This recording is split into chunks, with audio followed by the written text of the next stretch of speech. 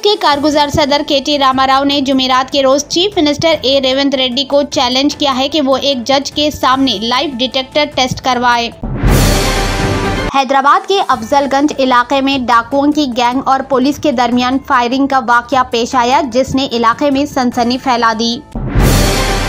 Krishna water dispute tribunal 2 ने जुमेरात को जारी अपने हुक्म में पहले मजीद रेफरेंस के समाअत करने का फैसला किया। ये फैसला आंध्र प्रदेश और तेलंगाना रियासतों के दरमियान पानी की तकसीम के अहम सवालात के गिर्द मरकूज है, जो 2014 के Andhra Pradesh reorganisation act APRA के सेक्शन 89 के तहत प्रोजेक्ट वार मख्तस को मुअस्सर कर सकते हैं।